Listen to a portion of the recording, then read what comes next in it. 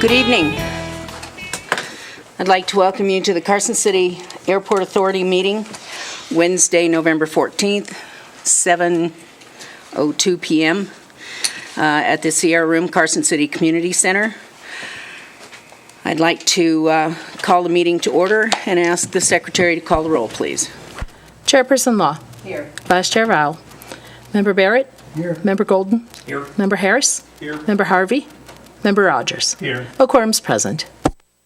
Thank you. Would you rise and join me for the Pledge of Allegiance? I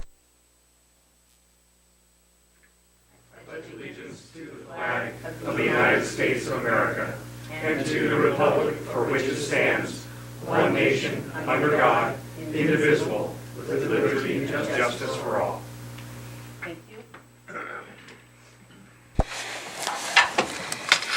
Have the members had time to review the minutes of the past meeting of the authority? Are there any questions or corrections about those minutes? Say again? Yes, we did. Oh, I'm sorry. Yes. We have a quorum present. Any questions or changes suggested to the minutes? I saw none. Do I have a motion to accept the minutes as presented? I move to accept the minutes. So second. I have a motion from Member Harris and a second from Member Barrett. Any discussion on the motion? All in favor of the motion say aye. Aye. Any opposed, nay? None heard. Motion carries. Item D, modification of the agenda. The chairman reserves the right to modify the agenda in order to most effectively process the agenda items. Items may be taken out of order, may be combined for consideration by the authority, may be pulled or removed from the agenda at any time. Are there any suggestions for modification of the agenda? I have none. None heard. We will move on. Public comment. Is there members of the public who wish to address the Airport Authority may speak on agendized and non-agendized matters related to the airport. Comments are limited to 3 minutes per person or topic. If your item requires extended discussion, please request the chairman to calendar the matter for future Airport Authority meetings. Any public comment at this time? Awards and presentation. Mr. Moen. Thank you, Chair Law. I would like to ask Gary Province to join us up here.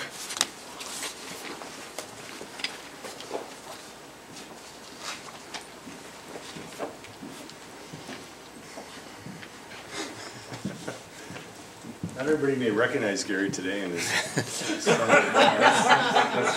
In his real clothes. He's usually under a tractor or truck or whatever, but I want to take the opportunity to recognize Gary's years of service with the Airport Authority, and it happens to, his service date happens to coincide with his birthday, so I thought it'd be a good chance to bring him up here and thank him for what he's done. He's been a great help to me in the time that I've been here since March and helped me transition to the airport, and he had the opportunity to show a lot where he knows where the skeletons are, and that's been valuable to me. But also, one thing Gary did for me that was really critical was when I was out having my back surgery. As you know, we were alerted that Vice President Pence was coming to town, and so Gary, I deputized him as the airport manager in waiting, and he was astronomical job that he did on behalf of the Airport Authority, and I think we should all be proud of the work he did. I got a number of comments from the Secret Service staff as well as the White House advance team, and I just thought it was appropriate that we bring Gary up front today to recognize him not only for his 8 years of service at the Airport Authority, but also for the outstanding work he does on an everyday basis. So Gary, congratulations. On behalf of the Carson City Airport Authority, I want to present you the certificate of appreciation. I'm sure you'll find an appropriate place to frame that. And also I have a little something for you and your wife, and just thank you very much. Thank you. I might add,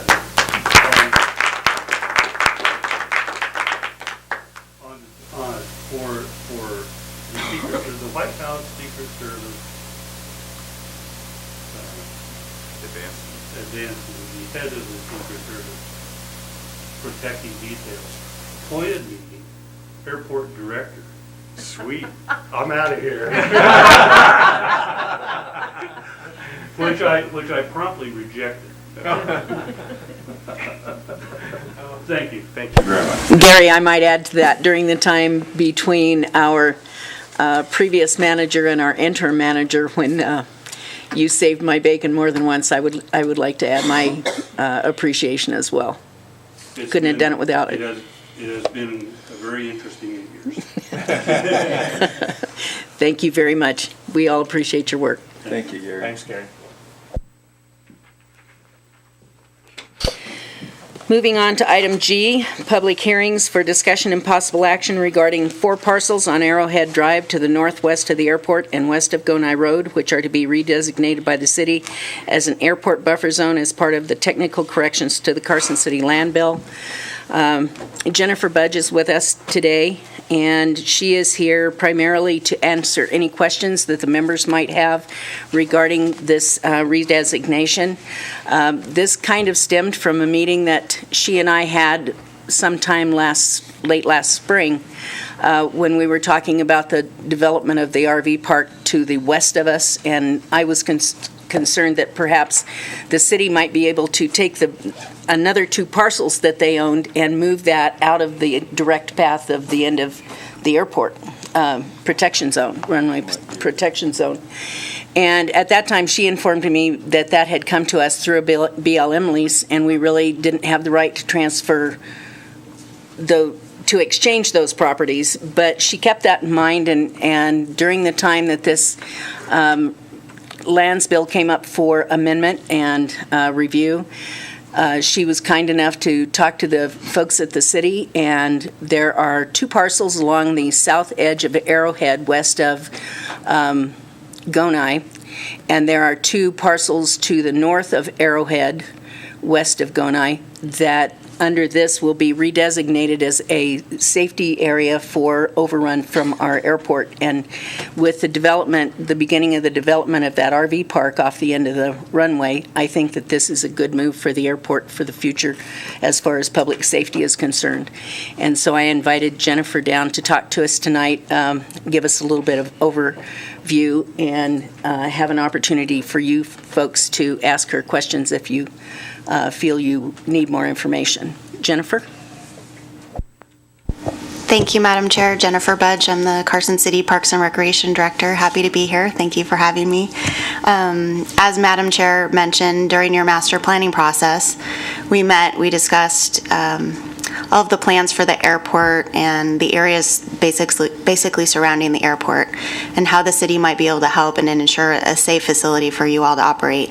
We looked at those facilities, we looked at those lands, and while there wasn't something we could do with a land exchange from the RV park and relocate that, when Congressman Amodei came to the Board of Supervisors and invited us to participate in any technical corrections from our previous lands bill, this immediately popped in my head, and I thought it might be a good opportunity to provide another safety buffer at the end of the runway.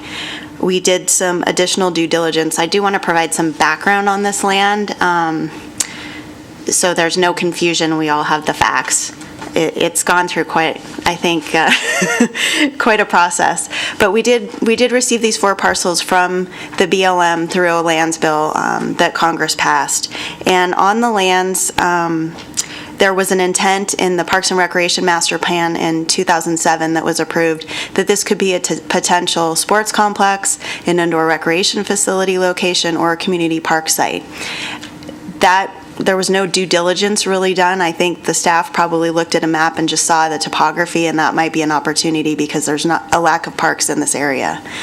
After some due diligence since I've been here, Cinder Light has 8 5-acre historic mining claims from the late 1800s throughout these parcels. They're not contiguous, but they are encumbrances that run with the land. So obviously, those natural resources and that economic development opportunity for those claim holders need to continue forever.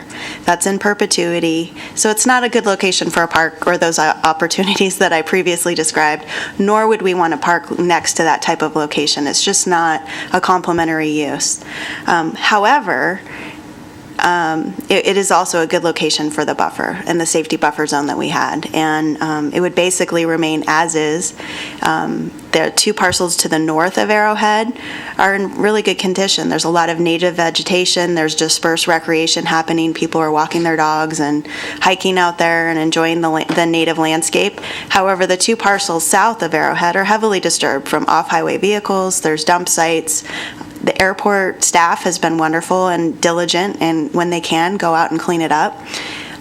So they've already become stewards of this land, which is really helpful. So tomorrow at the Board of Supervisors, item 19A will be heard, and this is one of a few parcels we're going to be discussing for potential congressional consideration for a future technical amendment to a lands bill. Nothing has been drafted yet. Nothing has gone forward. It would have to be at the direction of the Board of Supervisors. But what the goal is, if approved all the way through Congress, our recommendation is to remove the reversionary interest on these 4 parcels so we can enter into a third-party agreement. With the current restrictions on how we receive the land, we're not able to enter into any third-party agreements with the land. But if that happens, we can enter into an agreement with the Airport Authority. It could either be added on to the city's existing agreement with the Airport Authority, or you could enter into an entirely new agreement adding these parcels, so like a lease for that land. The city thinks it's a really good benefit. I think it's a good benefit for the health and safety of the public and to protect that neighborhood as well. So that's kind of a really quick overview, but I'm happy to answer any questions you might have. Member Barrett. Jennifer, I'm kind of playing with 2 hats here, and I recently received a email from Mr. Murvos. I can't pronounce the name. It's Mrvos, I think, and he's concerned that at the Open Space and Parks meeting that you held out at the MAC some time back, that nobody would give him a hard answer, as he saw it, that this would never be used or developed. And I assume that's out of abundance of caution. Am I correct? And have you had interaction with him? Thank you, Supervisor Barrett. I received 3 emails from that individual today as well, just late this afternoon. I did respond to him this afternoon. I also said that I could meet with him before the meeting tomorrow, just to make sure we're all clear. One, I want to point out the historic mill site claims that are on site. Those are encumbrances on the property. Those activities, that mining activity, that cinder light, can continue in perpetuity on those mill site claims. So that basically restricts the lands from any development, commercial or otherwise. So even if the city were to enter into agreement with the Airport Authority cannot do anything with it because it's encumbered already with those mill site claims. So I did provide him with that information. I think it's something that he might not have been aware of. I think the question came up, and it was actually a joint meeting between the Open Space Advisory Committee and the Parks and Recreation Commission here. It was televised. We had standing room only. We had a lot of interest, not for this particular item, but several other of the lands bill items. So to me, the mill site claims encumber it enough. Should the board tomorrow direct that go forward, there can be additional clarification with the language about that, what a safety buffer is, and maybe providing a definition. If you wanted to provide that might be helpful as well. So there's no doubt in your mind that this would remain a buffer for the airport and not ever get developed? Yes, unless those mill site claims are relinquished, and speaking to Cinderlight, I don't think they have any intent on doing that, and it sounds like there's enough available natural resources for them to continue for the next 100 or so years. So unless those mill site claims are relinquished and something else is done with those claims, those are encumbering the land from any other type of development. Thank you. I just wanted to get that on the record for the authority as well as tomorrow. Any other questions of Ms. Budge? Jennifer, I really, really want to thank you for taking the comments that we had last spring and bringing them forward in this manner. I don't think, it certainly wasn't my intention that we take these as they are redesignated and do anything with them. As far as I'm concerned, they need to sit there so that they are an overrun area and a safety area for the public. And having this in writing into this new revised land bill, I think will give us a great benefit. I truly do. So any other questions or comments? Thank you for being here tonight. Appreciate it very much. Thank you so And I'll much. see you tomorrow.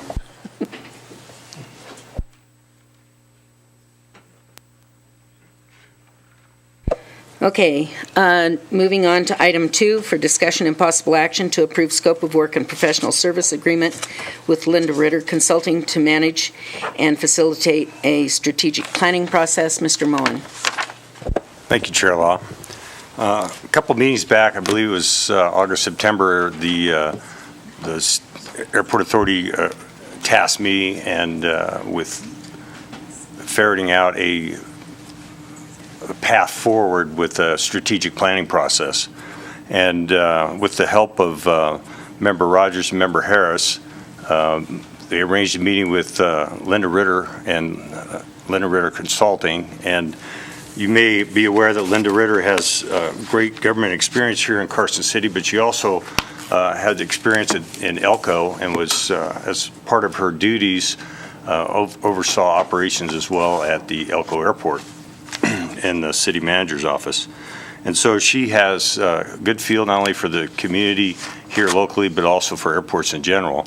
We did look at other parties as well to participate in this process, but we sought an outline with Ms. Ritter for what this strategic planning process might look like. I met with her on a separate occasion, and then we fine-tuned some of the detail on that.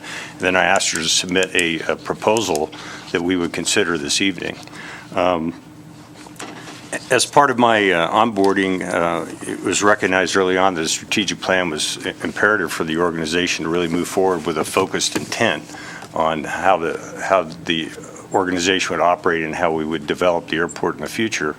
And as you all know, we're in the middle of a master planning process. We're just tightening up a economic impact study on the airport, and so it really dovetailed nicely into this process of the strategic plan.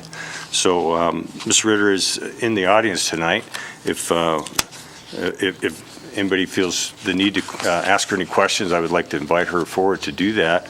But if you also saw the board memo, the background and the planning process is just the beginning. We're just now going to, if we decide, the board decides to move forward with a professional service agreement with Ms. Ritter, then we'll tighten up the planning process as well as start identifying stakeholders in the community and put the finishing touches on the planning process itself. There's a timeline that she's also developed in that, and ideally, we're thinking that we can have this wrapped up by the spring. So I think that really works well with our master plan and as well as all the other work we've undertaken in the past. So that's all the comments I have on that.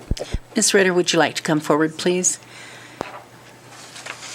State your name and spell your name. Sure, thank you. And for the record, I'm Linda Ritter, last name Ritter, and I'm very pleased to be able to offer my services as far as facilitating a strategic plan for the airport. I do have a little bit of experience in airports. I was with the City of Elko when we built a new terminal, had to work with airlines, start passenger facility charges, and really make some substantial changes at that airport. Since then, I came to Elko. I served as a city manager for several years. After that, I was in charge of strategic planning for the city. I've done a strategic plan for Western Nevada College, for the Convention and Tourism Authority, and I love strategic planning. I think that that's a tool most organizations, many organizations do without, but I think that they're imperative because it's really going to give you a roadmap for the future. You have your master plan, which is going to address facilities and what's happening on the ground. And if you look at the projections, they make projections about where what's your traffic and what's going to happen on the ground. However, in a strategic plan, you have an opportunity to really look at what your vision is for the future and impact those projections. Come up with your objectives, come up with initiatives, things you're going to do to really change the direction in the way you want. This is done after a lot of input from your stakeholders, and so it gets everybody going in one direction. So I'm very excited to see the Carson City Airport go forward with such a plan. Any questions of Ms. Ritter? Wow, silence. I thank you for coming up. Thank you. and, Thank you very much. We will move forward with the discussion among the members. Thank you.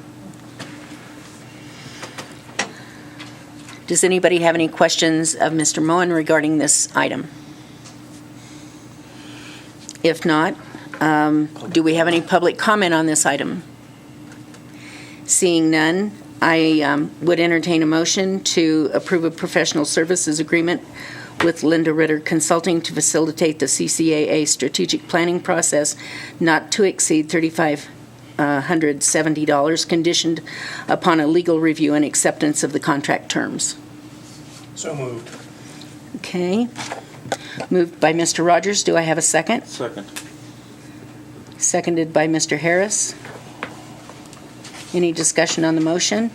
I'd only encourage our airport manager to have Ms. Vitter throw in one of her nice items of potteries for your office. We'll not pass on that one. Okay. No further discussion on the item. All in favor of the motion, say aye. Aye. All opposed, say nay. None heard. Motion carries. Moving on to the next item. Item number 3. For possible action, approval of the Cinder Light Extension Agreement to continue as operator for the mining and sales of Carson City Airport Authority surplus rock and aggregate. Mr. Moen? Thank you, Chair Law. Give me just a moment to see if I can get this graphic to display on the screen here. You probably noticed in your packets that I provided them, but they're printed in black and white, and they're just totally illegible, and I apologize for that. I'm going to see if I can shrink this down a little bit.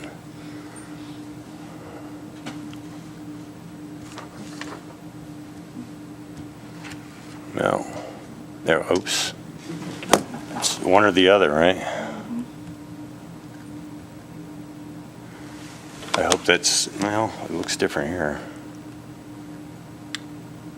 That's okay, just make your slider go down and just put up a little bit and you'll be fine. That's good. Does that look better? As you recall, this was a board agenda item last month, and during the presentation, there was public comment that discussed the possibility of giving a fresh look at some of the issues surrounding the mining of the what's been termed as excess rock, but I've been calling it an on-airport quarry, for lack of a better discussion. I do have a board member that supports the background of this information, but the result of last month's meeting was that we agreed to extend the Cinder Light contract on a month-to-month basis pending a review of that information. After the board meeting last month, I met on 2 different occasions out at the site, once with Mr. Eric Leach and Member Harris, and then I also met on a separate occasion with Member Harris, Chair Law, and Member Rogers, as well as Greg Lehman with Cinder Light. And so, and including in that meeting was also Airport Engineer Brian Fitzgerald. And Brian Fitzgerald developed a couple exhibits for us to review, and the one that you see here up at the big screen, let me see if I can just move that up a little bit. I'm not exactly the technologically advanced guy here, but what this represents is the 3-to-1 grade that the contour lines are supposed to look like once the grading plan is complete. I'm going to ask Greg Lehman to come up here in a moment to talk about their current work plan and what their approach has been at the site, and I think that information will be valuable for everybody. But importantly, is one of the things we reviewed was the FAA airport design standards, and we wanted to ensure that the airport was in conformance with the FAA advisory circular concerning design standards. And there are some lines that are a little bit hard to read on this graphic, but if you see the black lines along the runway edge, but also the trapezoidal feature that goes out to the east, that represents the RPZ. And so the area just to the east of the threshold is the 300-foot blast pad with the chevrons. And then from the threshold to the edge of the grade there where it starts to descend into the pit is a total of 638 feet. So we have the standard, we meet the FAA design standard for the airport obstacle-free areas as well as the safety zones. In the bottom left-hand corner of this graph, this represents 80% of all runway overruns. And what this shows is the distance from the end of the runway. And in the design standard, this demonstrates that anybody designed Category 2B aircraft taking off for runway 9 that needed to abort its takeoff, over 80% of those would stay in the airport environment. Now, the ones that don't stay in that airport environment are based upon circumstances that are probably outside the normal realm.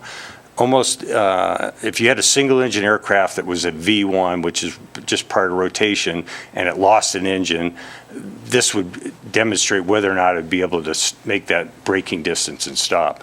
All all twin engine aircraft, whether they're turboprop, or jet aircraft, are designed to continue to go past once you hit V1 to be able to fly in with one engine and be able to return to the airport for landing.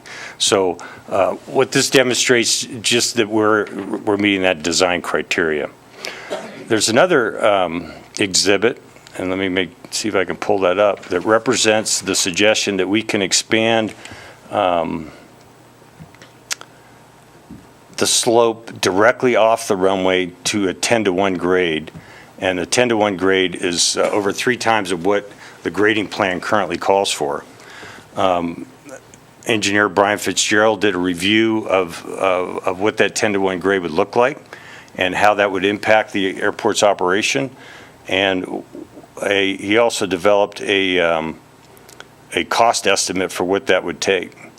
So as you see, the area between the runway threshold and that first line, that light green line, is still 638 feet. That's the same as it was on this 3-to-1 slope. So that piece is not changing. We're still in the design standard, but in order to get that 10-to-1 slope that was suggested, the estimate provided by the engineer was it would take over 200,000 cubic yards of material and approximately $2.1 million to grade that area out to a 10-to-1 slope. Now, another piece that's critical to this in our discussion is the master planning process. And in the master planning process, there's 2 things that we look at into the future, and one of those is whether or not the airport will expand beyond its current design standard of Category 2 airport B, and the next category would be a 2C. Now, a 2C requires a runway, I don't have the numbers exactly in front of me, requires a runway to be widened to over 100 feet, and also to be lengthened to over 7,000. I think it's 7,100 and some change. 7,100. 7,100. And so 7,000. 100 feet. And then 100 feet. Wide, correct. And so that real estate would be made up based upon our alternative, that 200 feet would go to the east. So from the threshold to the chevron area, 2/3 of that would be now runway. And then you'd have to have that 300-foot blast pad beyond that. And the other additional area would be made up to the west, which I believe is another 600 feet, and that moves that closer to Gonai Road. So there's some issues that the airport would run into if we went to that design category. And so, until we get through this whole master planning process and whether or not that ever comes to fruition, I can't really say. However, in our discussions about the mitigation of the instrument nighttime restriction to our instrument approaches, that area in the RPZ would certainly may come into airport use for airport lighting system.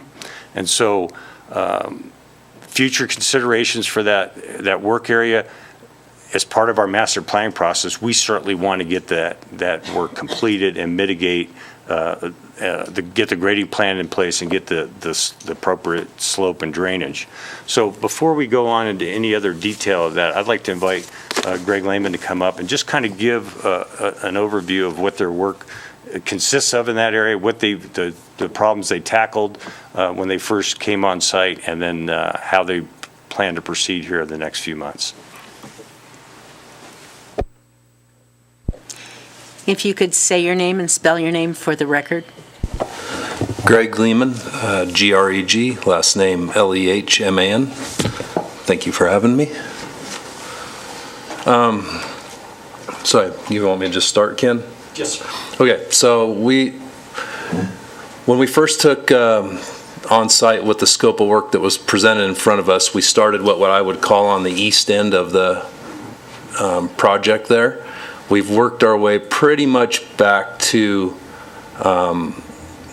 almost where we could start sloping on the east section, but we ran into quite a few obstacles along the way due to the way that the disposal of the hill came out. When they disposed the hill, they just threw rocks and everything that they had, didn't matter the size, in all areas, kind of where Ken has his pointer there. So we've got to that point, and we needed to generate some room on where to put some of those rocks because they're so big that the equipment they used would just not available. So we've worked ourselves around the north side, and we're about halfway through that north side, and we've already started the reclamation sloping on that side.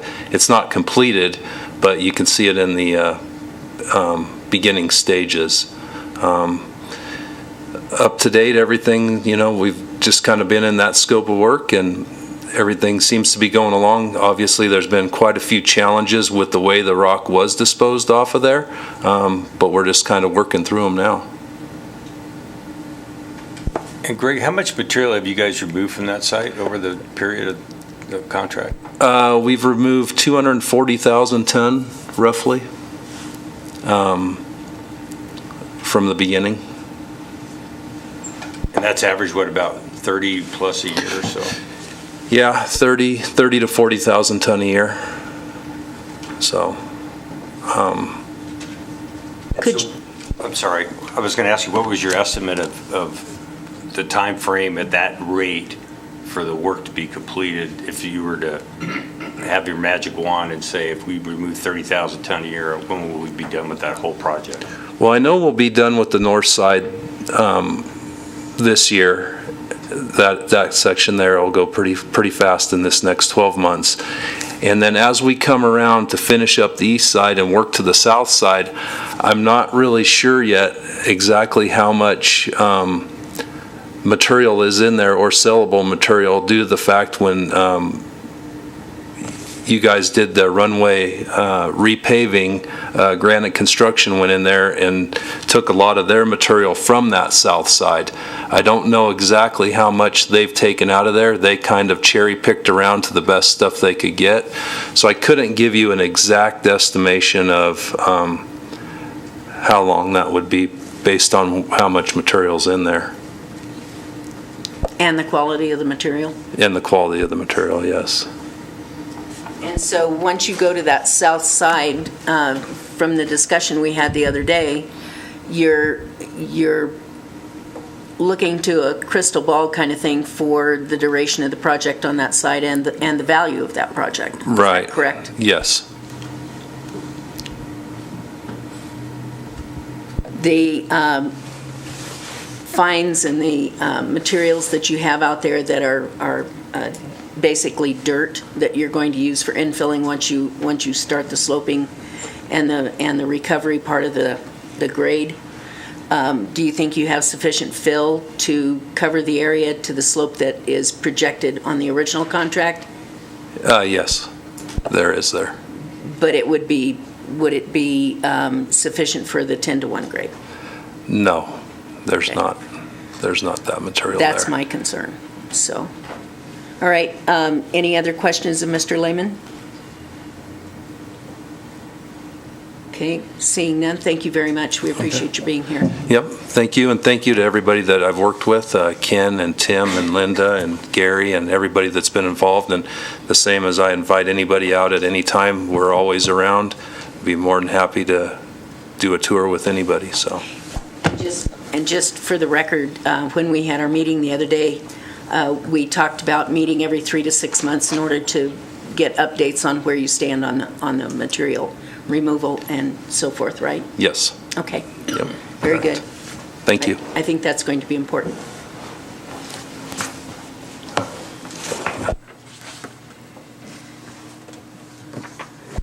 Mr. Moen, any further comments?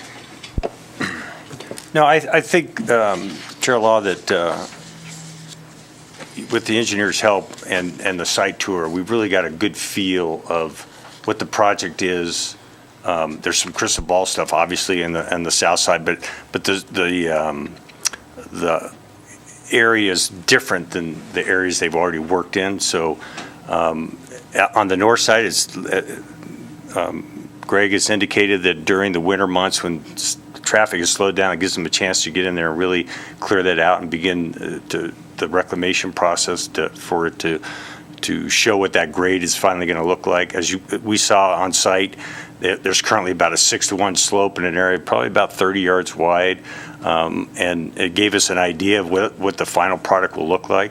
But I do want to draw, I don't want to refrain just from talking about the FAA standards as well as the safety concerns.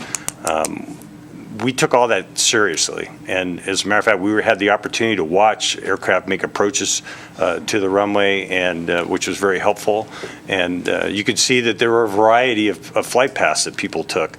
Some came in low and fast, looked like they were touching down the numbers. Others kept some altitude and some airspeed and made their approach more closer to the aiming point of the runway. But one thing that was really critical to emphasize is that the equipment is below the grade. Now, there's occasion where they are working up near the edge of the slope there, and as Greg mentioned, that's not their favorite place to work with the equipment, but it keeps the penetration below the grade level. And Greg also pointed out that, we've removed over 240,000 ton of material out of that, and at $1.52, that's been a fairly good return onto the airport's revenue stream. And so that material was identified as sellable, and something that originally was looked as a problem has now turned into an opportunity for the airport. In our discussions with Senator Light, we were able to negotiate a CPI increase just so that we're getting current dollar value of what was agreed upon, almost 7 years ago or 6 years ago. So the increase of the royalty was about 10%. So it goes from $1.52 to $1.67, and that's going to continue to serve the airport well in the future, especially on items that we do. A lot of our maintenance stuff is all based on FAA grant money, and our local match is really critical. But there's stuff that's not grant eligible that we have to do as far as maintenance of just of the airport, but also the airport equipment that we use to continue to keep the grass mowed, to maintain the parking lot on the east side of the airport, upgrade lighting. We've got LED on the north ramp, and on the south ramp we still have sodium vapor. So those type of projects are, to have revenue available to complete those for the safety enhancement of the whole airport community are really critical. So with the board packet, I included a financial impact review, and if there's any questions for me directly, that's all I have, Madam Chair. Any questions of Mr. Moen from the other board members? Thank you. Do we have public comment on this item?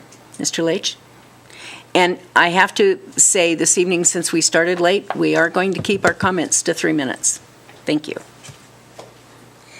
And say your name and spell it for the record.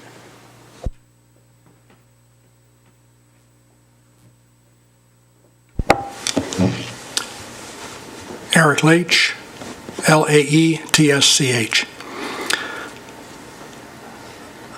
I'm delighted with the work of Mr. Fitzgerald and the plots that you have up there. I hope all of you had a chance to look at them in your packet and see them in color. I'm here tonight to ask you to defer your decision on this for at least one more month. And I'm going to ask you to form a subcommittee of at least 2 authority members to work with the airport manager, the airport attorney, the airport engineer, and possibly somebody from, people from the airport community, not necessarily me.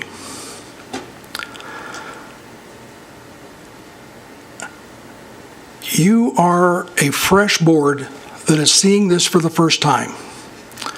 We have a new manager who has learned a great deal. We have effectively a new airport engineer, and Brian Fitzgerald was not in the lead engineer on this originally. You have the opportunity with at least 2 authority members who have deep experience in complex business projects.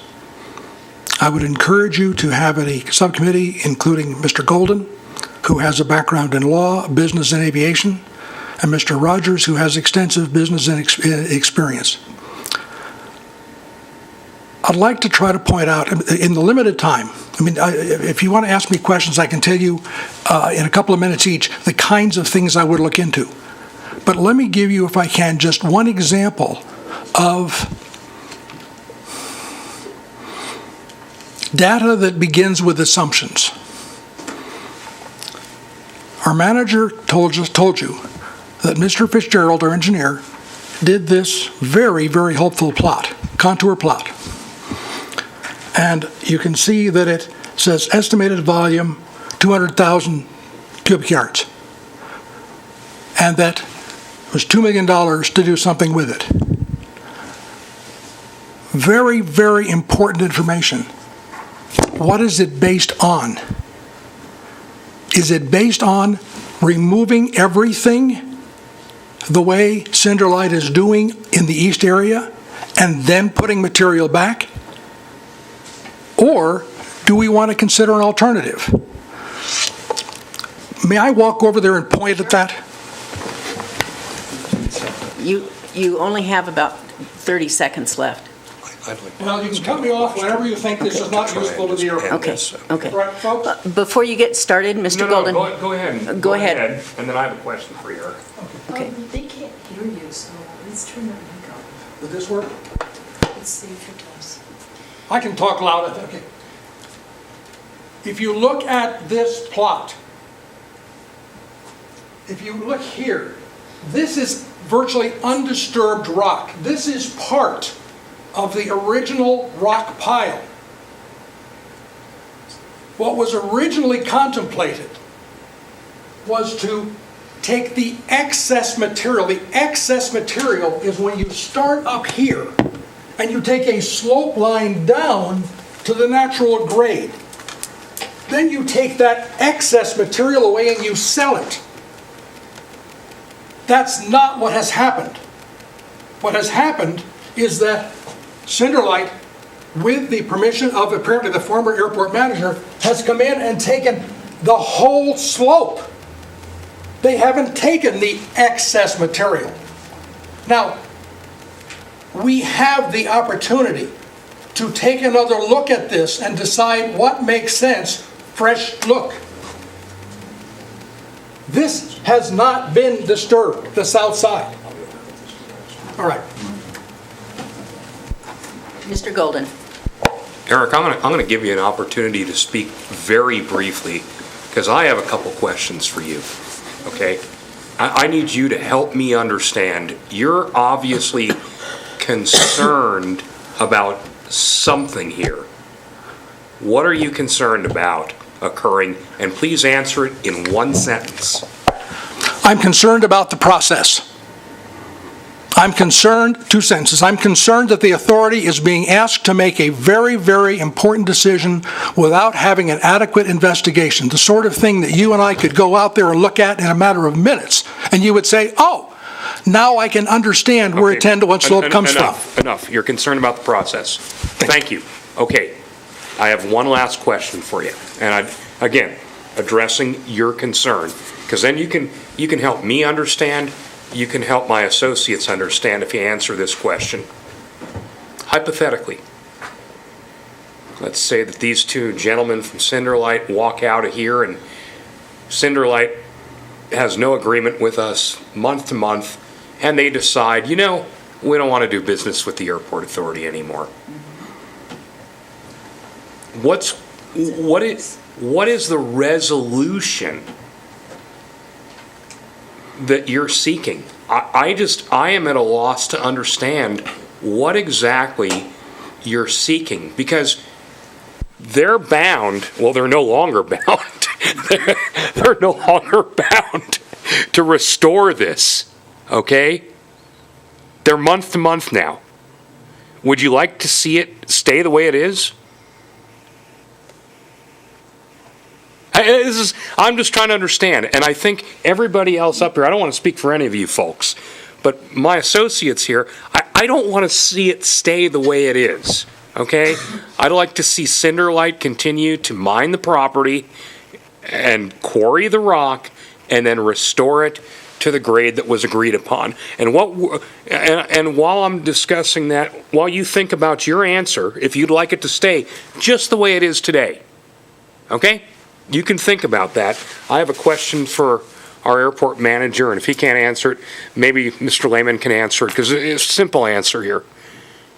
Distance from the area that has not been disturbed, the gradient looks to be about 4590. What is the... 690. I'm sorry, 4690. That would make sense, because field elevation's 4700. So the distance from the 4690 contour, runway center line, down to the current natural grade to the east.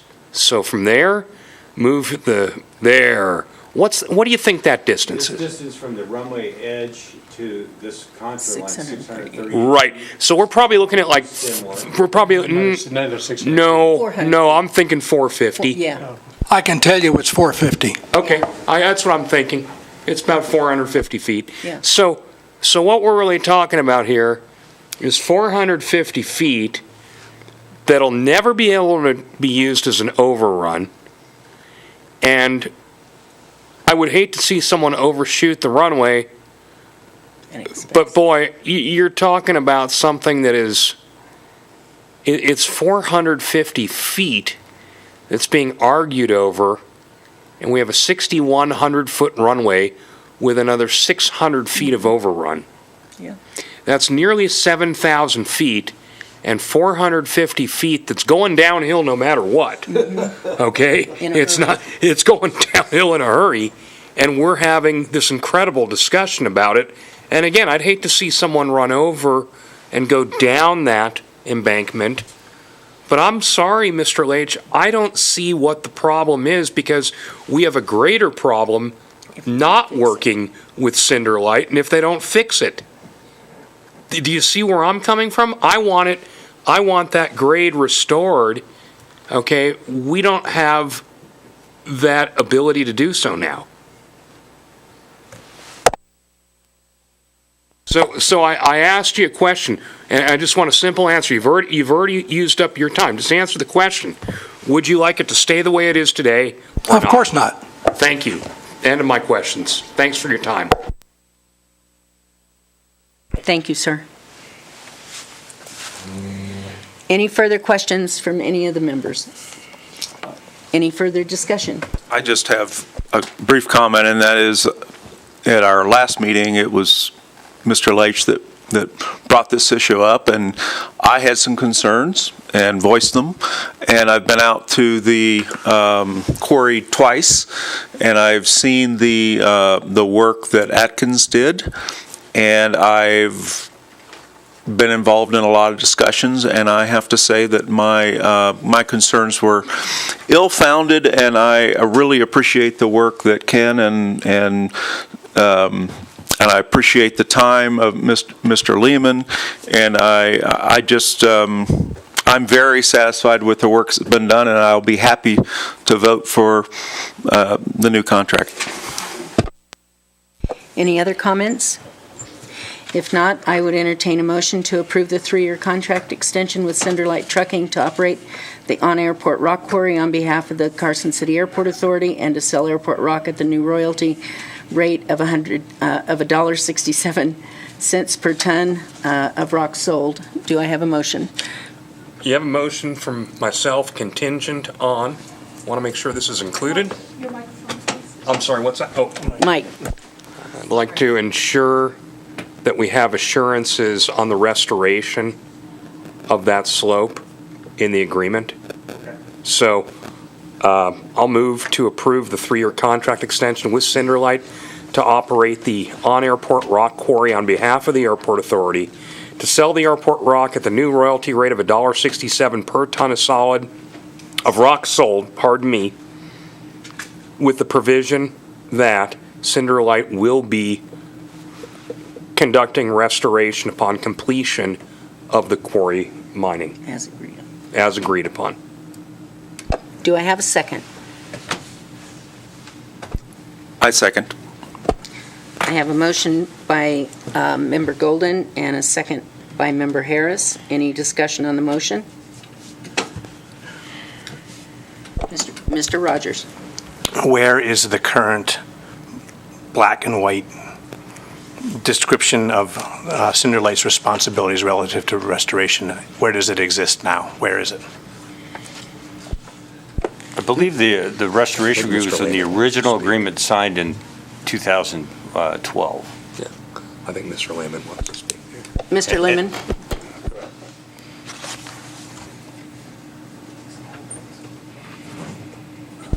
So regarding the restoration, we had our engineer draw up a plan as well as your guys' engineers, and we have a bond in place as well that covers the restoration. So there is already a bond in place, and it's already there. So That's adequate assurance for me, sir. Thank Okay. you. Yep. Any further questions? Mr. Rogers?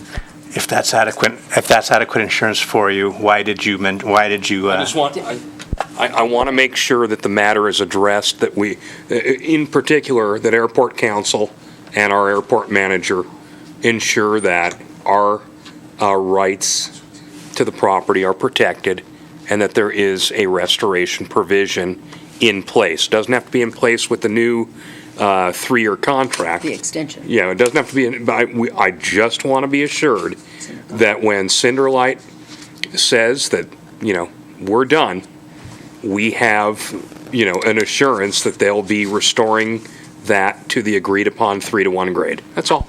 Yeah, and I believe that was in the original agreement, and the extension just is not a new agreement. It keeps the terms in place of the original agreement. Understood. But I want to make just one point at this time, if it's appropriate. I've only been here 8 months, but the outstanding community partner for the Airport Authority, Cinderlight, has been incredible. And I'll give you the example of creating the new approach off Arrowhead Drive. There was nothing in our agreement, the 2012 agreement or the previous extensions, about changing that pattern. And it's been a sore subject for a lot of people for a long time, including when I did interviews with Board of Supervisors members about getting that changed. So between Cinderlight, the city Public Works Department, and also the Airport Authority, we moved on that and did it in a relatively short period of time. And Cinderlight bared the burden of that whole thing. The city designed it. They upfronted the money for and solicited the contract, and it was all completed. And just recently, we approved payment for our 50% of that, and that was a handshake deal. And I just want to emphasize that they've been an awesome partner in this and willing to listen to suggestions and have dialogue about this project, just like we are today. Anytime we've had an item come up for discussion. Mr. Rogers? I am thrilled that we have Cinderlight as a partner. I have every expectation that they operate in good faith. I don't have any concerns about the good faith of both parties. But I'm also experienced enough to know that 5 or 8 years from now, when the quarrying is done, we could be in any circumstance. I mean, a million things could change during that time, and I also am experienced enough to know that if it ain't in writing, it doesn't exist. So that's all I've asked 3 meetings in a row now, or maybe only 2 in a row. Where is the clause that says that this is going to happen? And what I get is, yep, it's in there, no problem. It's like, well, show it if it's in there. Bring it. Let's see it. I think 3 years ago when we did the last extension, we had those documents, the original contract, and I remember seeing them in there, but I'm not, I don't have the original document in hand. And I'll ensure that any formal signatures will include that copy of the 2012 agreement with those provisions in it, and we won't go forward until that's all, we won't sign anything until that's all together in one packet. Fair enough. Madam Chair, I recognize Mr. Barrett. I recognize that we started late, and you would like to enforce the 3-minute rule, but I noticed Mr. Leach had his hand up, and so I'll ask him a question if that meets with your. Okay. That's fine. Go right ahead. What did you want to add briefly, Mr. Leach? Thank you very much for that courtesy. We understand that Mr. Rogers' point is exactly on point. We saw how things can change in the years. It has no reflection on Cinder Light or anyone else. Completion bonds are part of risk management. You have an engineer that's told you that to handle the 10-to-1 slope would be a $2 million project. Turns out the volume of material for the 3-to-1 slope is about 1/3 of that. So roughly handling that would be $600,000 or $700,000. That's consistent with the $400,000 to $500,000 that we heard 7 years ago. What's the amount of the completion bond? Mr. Lehman, do you know that?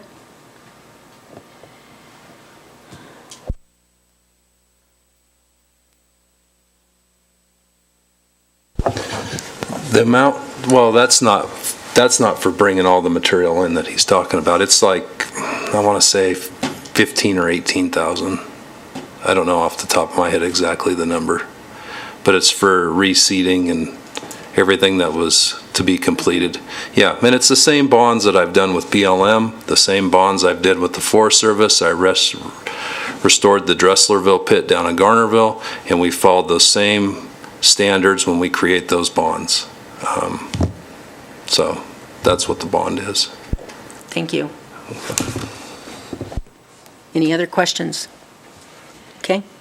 I have a motion and a second. All in favor of the motion say aye. Aye.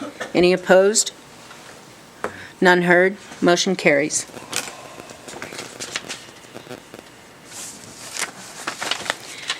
Moving on to item 4, for discussion and possible action to approve Lean Engineering nighttime operation feasibility study. Mr. Moen.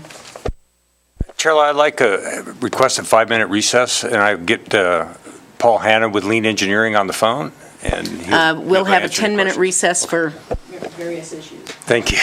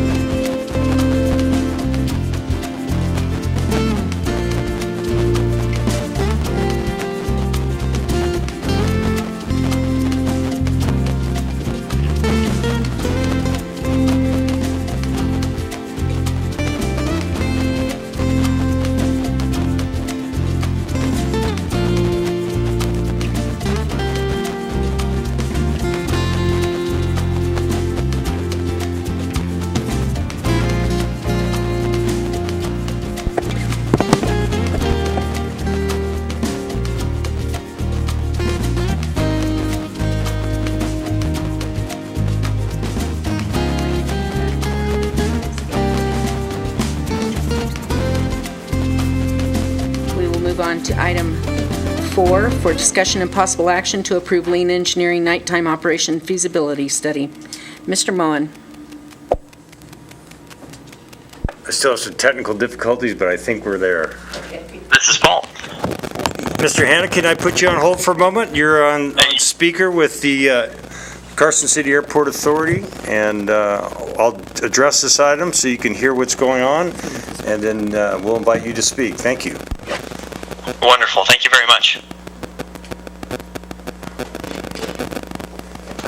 Sorry, Chair Law. On the phone with us is Paul Hanna with Lean Engineering. Paul made a site visit to the Carson City Airport a couple weeks ago. Well, I guess it's actually been longer than that now. Back in September. And as you know, we've been having this discussion about the mitigation of the nighttime restriction to the instrument approaches to Carson City. And this has been identified as a safety issue for a long time. And I was tasked in the summer to look into this and see if I could find a possible solution to mitigating this. And I was directed by Kaufman Associates to meet up with Lean Engineering at one of the summer conferences. I attended the SWAE conference in Sacramento and met Paul Hanna there. And then we had an opportunity to just talk a little bit at the meeting and give him an idea of what we're looking for and what our challenges were. And he, at that point in time, let me know that they're not a stranger to this kind of work, and this is really what they do. And they have a working partnership with the FAA on these type of issues. So as you recall, last month this item was on the board agenda as well, and we were actually, the agenda called for us to make a decision at that time about engaging with Lean Engineering with a professional service agreement to begin the first 3 tasks that were outlined in their proposal. I'll direct your attention to that document now. On the feasibility, nighttime operations feasibility study, task 1 is a baseline assessment of what's currently existing at the airport. And then task 2 would be to look at the assessment for lighting. And one of the things that Mr. Hanna directed me to was there's similar approaches out throughout the country that do this, and one of the big ones is at JFK in New York City. And there's a very interesting video online that shows this strobe light that kind of, I don't know what the name of the bridge is. It's not the, Paul probably can help me out, but as the aircraft makes its approach, and this is during VFR type weather, but at night, this rabbit just continues all the way along to the airport, and it's not necessarily a straight line. And so when Paul first indicated this to me, I was fascinated by that and ran to YouTube and pulled up a video to really get a feel of what that looked like. So that's a big part of their assessment, is this lighting enhancement. As you recall, previously when the FAA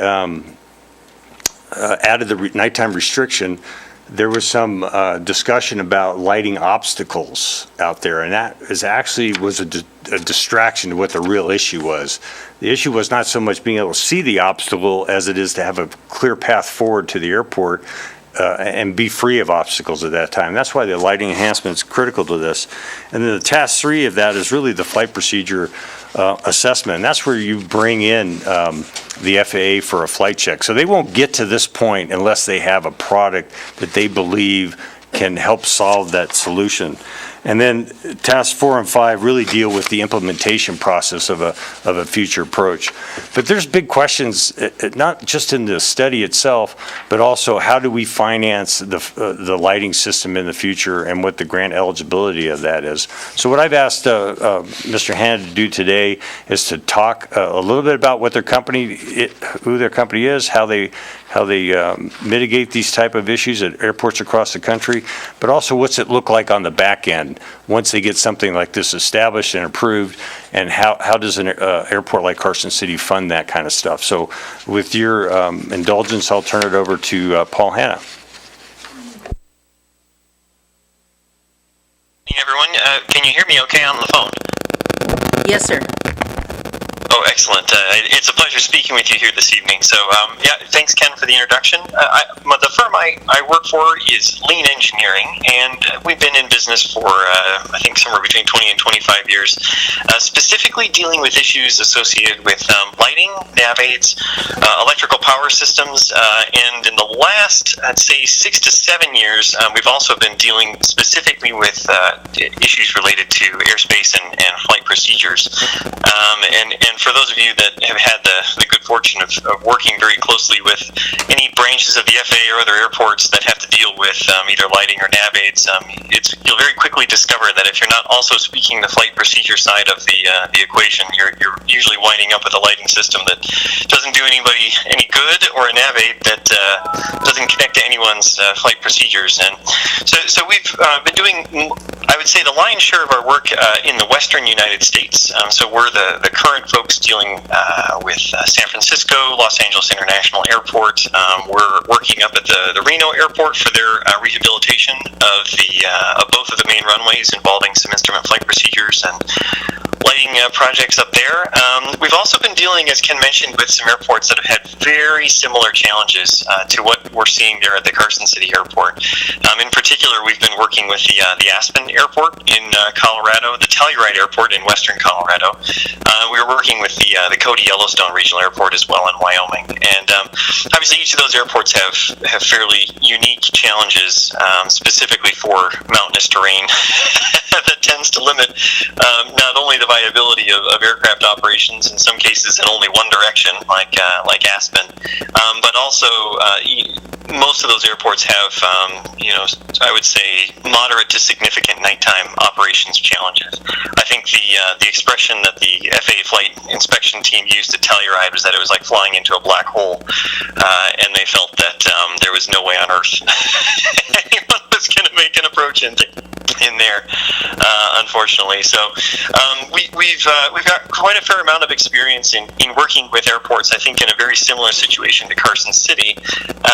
And what we see, though, as an opportunity here is that the restriction that's been imposed on the airport is solely imposed by the flight inspection team, and not necessarily by limitation of the flight procedures that have been developed there at the airport. And I think that's what's giving us a little bit of hope that the path that we're recommending for starting with a feasibility study, which would then lead to information being inserted into the master plan update that's currently occurring for the airport, would be the highest likelihood of success in not only finding the ideal, most cost-effective solution for getting nighttime operations, but also ensuring that the FAA pays the maximum share of the cost for both the safety enhancement and for the capacity enhancement there at the airport. And I don't know if Ken's mentioned this perhaps in previous meetings, we're rather excited about the possibility of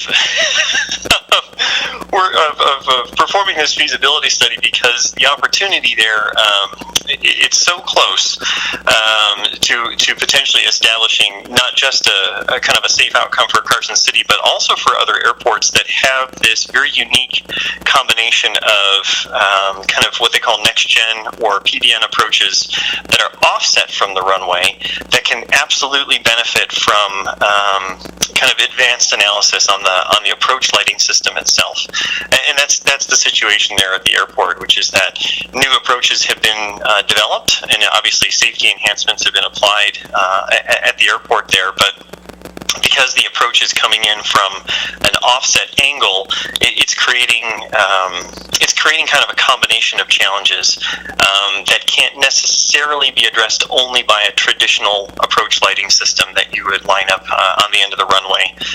So something like a rail or just a MALS, like a medium approach light system. And as Ken mentioned, there are other airports in the United States that have successfully applied what they call a lead-in light system, which, as the name implies, essentially tries to lead aircraft to the runway safely, starting from the last point on the approach where where flight crews essentially are making the switch over from pure kind of instrument navigation over to the visual portion of the approach. And then the idea is that as they look out the window or out the cockpit, they're seeing this sequence of flashing lights. But the key for what we are proposing for this feasibility study is trying to figure out what is the right combination of approach light systems that kind of maximize the safety benefit, maximize the likelihood that flight inspection will continue to approve nighttime operations there at the airport forever, but also minimizes the total cost expenditure both to the FAA and to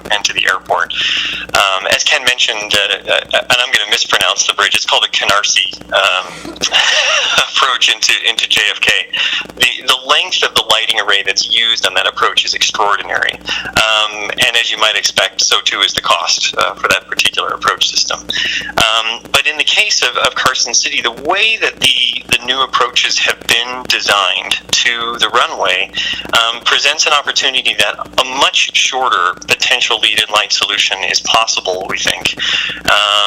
And possibly a very, very short lead-in light solution, potentially in combination with a more traditional approach light system that the airports in the region are familiar with, the airport district office is familiar with approving more readily. And it's so what we would like to do with the feasibility study is take a look at the existing flight procedures and the lighting designs that we think would best achieve, like I said, the safety and the cost benefit effectively at the same time, and then see how small tweaks of both the flight procedures and the approach lights might lead to that sweet spot of achieving that highest safety and capacity enhancement for nighttime arrivals. And what we think we can achieve by at least getting through the first three tasks is a more definitive and complete answer about what is possible there at the airport as far as achieving nighttime operations with potential, lighting enhancements. And then that if the feasibility study does show that there are good combinations that are cost effective, that achieve the highest likelihood of reaching nighttime operational approval, in particular from the flight inspection group, then that information would be included as an appendix into the master plan. And by inserting it into the master plan at that point, things become eligible for FAA grant money to be issued at the point in time when the airport would be ready to move forward with those enhancements. But I've kind of thrown maybe a lot of information at you in a very short period there, and there are other steps following the insertion into the master plan. But are there questions about maybe the feasibility study itself so far, or the things that we'd like to explore that I've mentioned? I guess this is Chair Law. I guess my primary question is, when you look at the breakdown of the tasks, you talk about getting to the point where the FAA, we include the results of the feasibility study in the master plan. And if we have paid, you say, the first three tasks at that point, are any of those fees recoverable through the FAA? In other words, can we apply for retroactively to cover those costs? That's a good question. We've been asking around with the airport's district office representative as to whether or not some or all of the costs could be recovered. We don't have a definitive answer just yet, unfortunately. If this project were undertaken as part of the master planning process purely, then the answer is a definitive yes. But we're still chasing an answer down on that particular topic. Are there any other questions, Mr. Golden? Good evening, and thanks for your presentation at this late hour. I really have some comments for you and comments for my fellow authority members, for our airport manager and airport council on this particular matter. This is an important issue. It may be the most important issue we're faced with over the course of the next 12 months.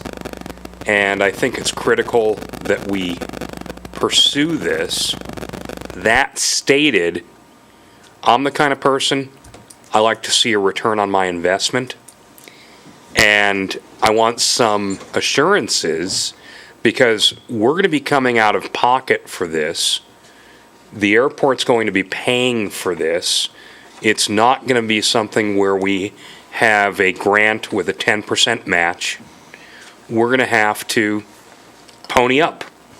And that's okay, in my opinion. I think that's just fine, because the benefits to us would be that return on investment. What concerns me is, and I'm not saying we shouldn't do this at all, I just throw this out on the table.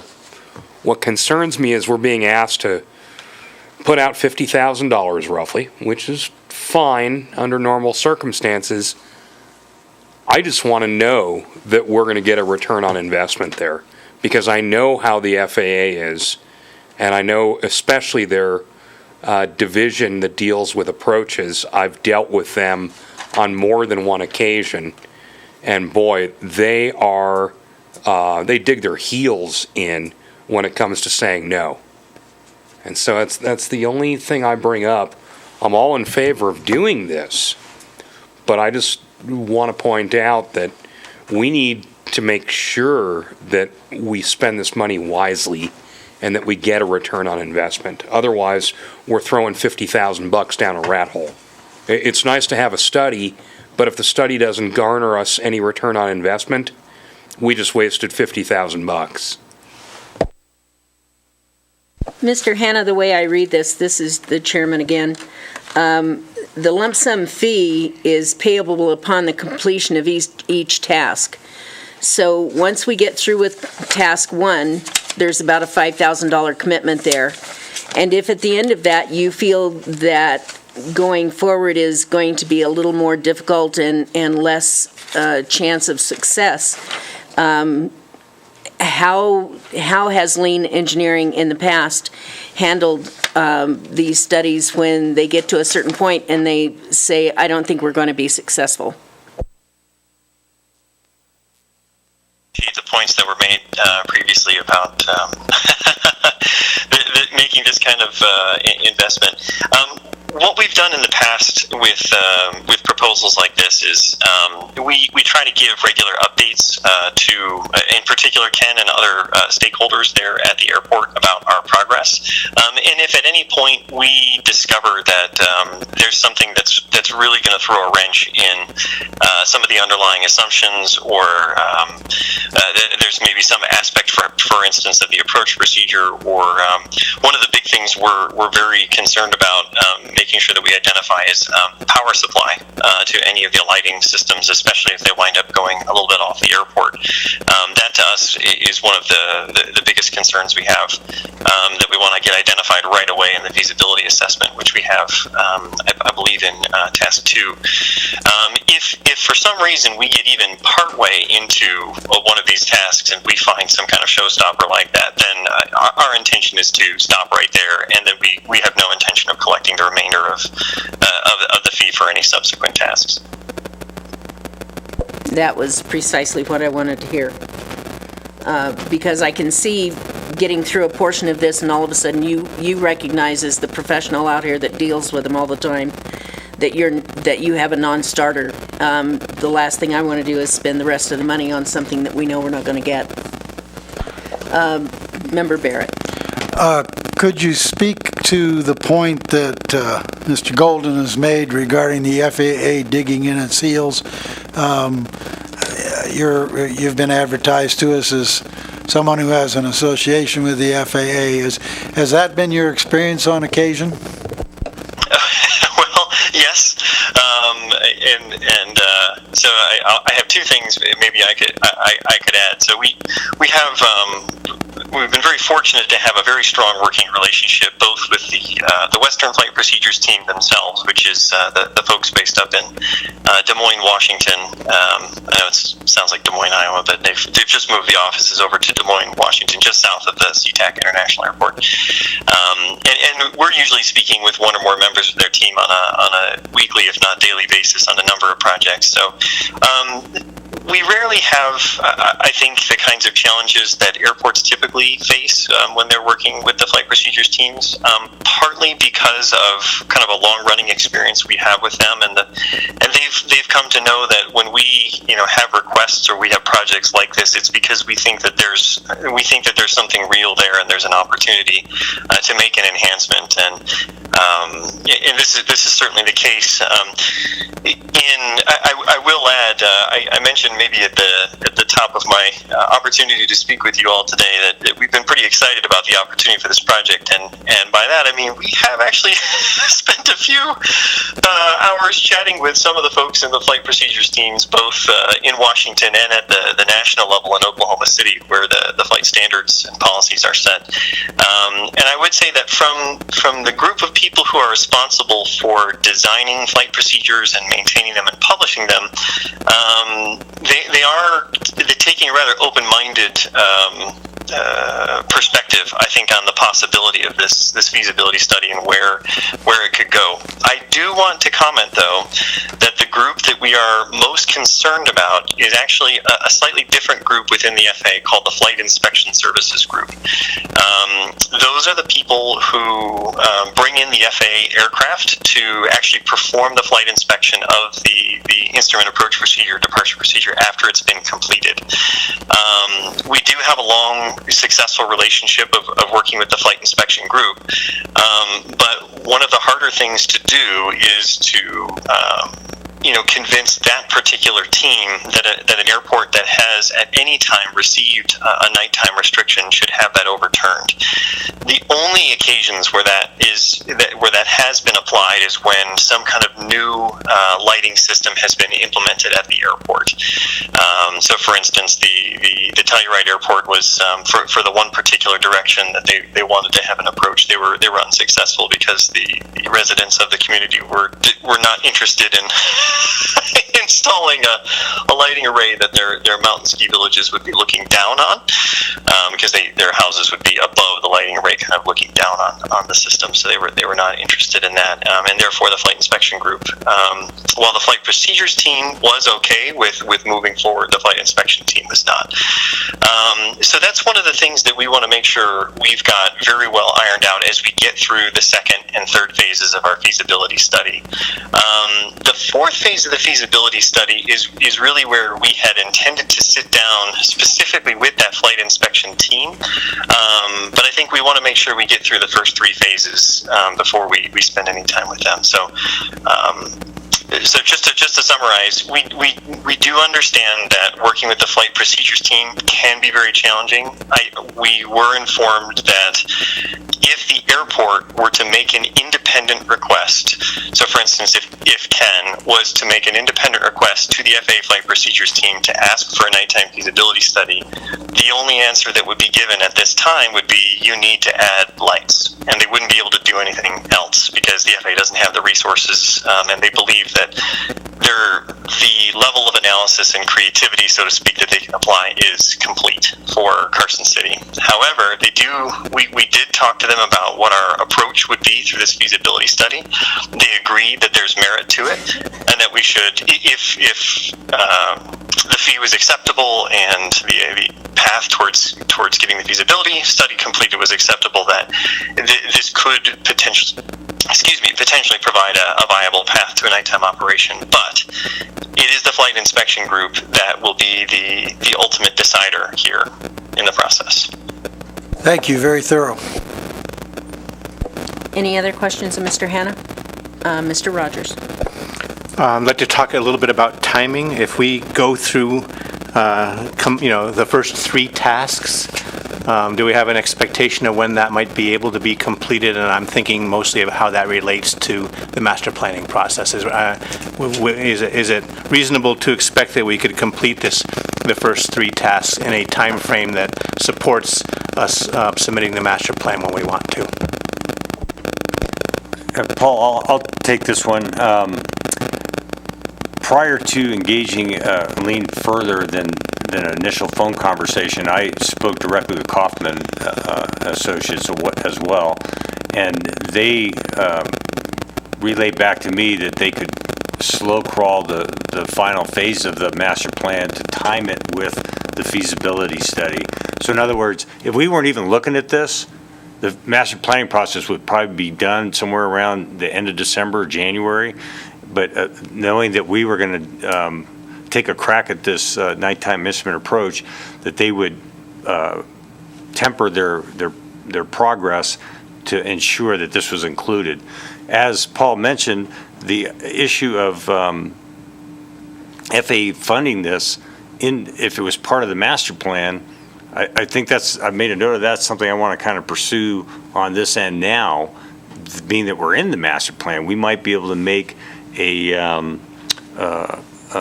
amendment to the grant and make a request for that. So it's something to look at. So I got a note to follow up on that component. But our other process is that I wouldn't even consider doing this unless it was included in the master plan, because I think if it wasn't, then we have zero chance, of completing this task. And Paul, do you want to add to that? I completely concur. We're just very, this is part of our excitement because we haven't missed the window of opportunity to potentially include the results of this into an appendix in the master plan. If we can get that in there, it really streamlines all of the future process of getting reimbursement for as much of the lighting system and any other enhancements as possible.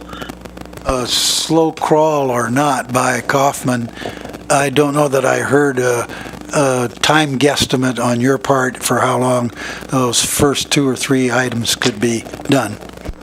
Fair point, and your recollection is correct. Our team has actually. Ken kindly mentioned to us that he had the opportunity to present this feasibility study to you all in the last meeting, and that it might take into this meeting. So we've actually got a good chunk of our team kind of standing by, hoping for possible concurrence to proceed with the feasibility study. And if that is something that can be done relatively soon, our team would essentially start work here immediately at the last week of November.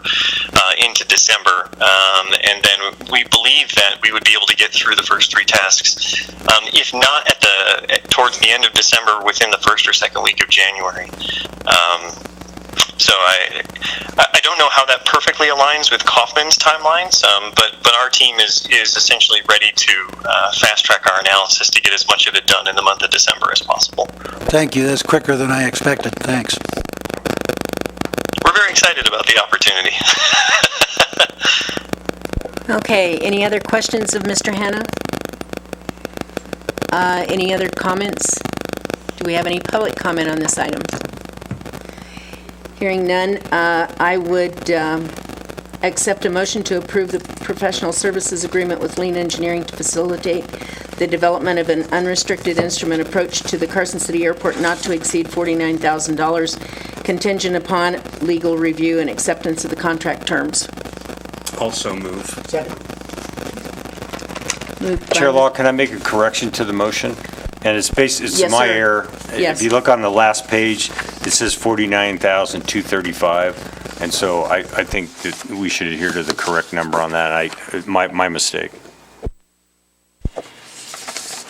So corrected the motion. Mr. Golden, Mr. Barrett? Yes. Okay.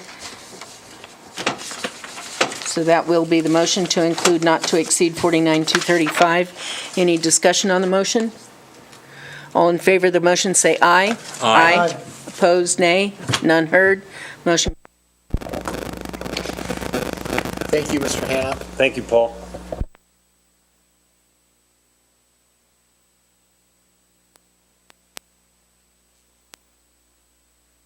Moving to item 5, for discussion and possible action to review request for through-the-fence access agreement for the 28-acre parcel east of Taxiway Bravo. Mr. Moen.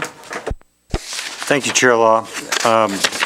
We haven't had a ton of discussion about this issue, but it was identified early on that through-the-fence access is really deeded to this property that's to the east of Taxiway Bravo and does pose a development problem for the Carson City Airport. And the reason I specify that is that the infrastructure for future development along Taxiway Bravo on that fence line is low-hanging fruit as far as the property itself. There's utilities there, there's the infrastructure to access the taxiway and the runway, and so this has really limited any potential development along that. When I came on board and we had our meeting with the ADO at the Nevada Airports Association conference, of which Chair Law was in attendance, we identified that property early on as something that we would like to acquire to eliminate that issue of through the fence access, but also would designate a future development possibility of an additional 28 acres along that line. So that was included in our ACIP and added to our airport layout plan, which is also going to be reflected in the master plan. About 6 weeks ago, I was contacted by Supervisor Bonkowski through his firm NAI Alliance about a potential purchase option on 3 acres of that parcel, just abeam the self-serve fuel farm in that general area. And the gentleman is currently a tenant on the airfield, and he's looking to acquire about 3 acres of land, and he wanted to understand what the through the fence access impact would be to him and what kind of operation that he could put on there. One of the things that they were requesting besides a hangar was to conduct a Part 135 operation, which is strictly prohibited through the fence access and must be done on the airport. So I informed him of that issue. And the other piece is he's also looking to do some sort of self-storage of fuel. So what I asked them to do was to give me some time to research this issue and to be able to come back to them at a later date with some sort of follow-up, not just about an access agreement, but also whether or not the first thing I wanted to look at is whether or not through the fence access rights were followed to the current property owner from the previous deeded trust of the John D. Winters Trust. And so I asked our airport legal counsel to complete a legal opinion of that, of which I'll share with you tomorrow. I'm not asking for a vote on anything today, but what I'll do is after I've had a chance to review that, I want to get that to all the members, but I want to ensure that legal document is highly confidential based upon the information that's provided in there. So as part of our discussion about this last month, I followed up with the ADO and had a conference call, and that was the first thing that they asked us on the top was that if that property was acquired, would that make the through the fence access issue go away? And it would. If we acquired it, that would eliminate that possibility. So there was a supplemental grant that the FAA had for rural airports that was issued earlier this summer for $1 billion worth of grant money available. Carson City Airport did not make that initial list of rural grant airports or eligible airports. However, the FAA, not all that money was absorbed in that initial round, and the FAA published through the Federal Register and opened that grant up to other airports. And so with the approval of Chair Law, we entered into a one-time agreement with Armstrong Associates, our future consultant, to apply for grant monies to acquire that property. So what we currently have in process is the FAA ADO's office aware of the through the fence issue. We have their interest in finding a way to mitigate that problem, whether it's acquisition of the property itself, and even suggested by the property owner that if we were to value what those access rights might be and whether or not we could purchase the rights but not the property. So those are a couple different issues that are floating around out there. I'm not sure how you would value those, whether you could find an appraiser that could come across a similarly situated airport that did something of that nature. But that 28 acres is not contiguous in the respect that it could go to different owners. It could be 3 acres here, it could be 10 acres there, it could be 20 acres for another. Like they have a party looking at a 28-acre parcel that would have no need for through the fence access. So those type of issues as they arise, we might be able to pick that off. But as we identified in the master plan, that unless we establish fixed points to access the property, we can't develop. And if we can't develop, that really limits the property owner's issue to develop. So somewhere along there, we have to come together as two different groups and make some sort of determinations about what that looks like in the future. So we're really at the initial stage of this. That's why I'll circulate the legal opinion to you for your review. And then I've already sent it to the ADO's office for their review. I just did that this morning. And once we initiate that conversation, we'll kind of see how this plays out. But it is in flux. And with the economy as it is, there are more interest in property like that. And as we're going through the master plan, this is certainly something that we would like to tighten up as well before we get to any conclusions. So with that, Chair Law, I'll turn that back over to you for questions. All right. Like Mr. Moen said, this is something that we've been approached from several different angles at. And if there are any questions that you have, you can either bring them forward tonight, or you can contact him individually after the meeting and find out any specifics on the points that you have. Do we have any questions at this point of Mr. Moen? Mr. Rogers? The current offer for the 3 acres, what obligations, if any, do we have for a timely response? I mean, is there a limit on the amount of time we can take to evaluate possibilities before we have to give a definitive answer, before we're required by any statute to give a definitive answer? We would certainly run thin on their patience if we just drug it out. But what I did inform them at that discussion was that this is going to take time to develop. And it was the airport was not slow rolling them for the purpose of stalling, but that there were a lot of issues to look at, and that even precipitated a phone call to Airport Council from the property owner about what our process was, and I guess my initial explanation of slow roll was not defined. I did inform them that we'd have to go through the ADO's office and maybe do some additional research. But if we were to develop a through the fence access agreement, what we would have to do is define a point where that property, the adjacent parcel, not just his property, but the parcel that would be next to that, where they would have access to the airport. So that would allow us to identify at least one point. But the issues are even greater than that, because we don't want to end up with widowed parcels that would become unusable and untenable for the airport.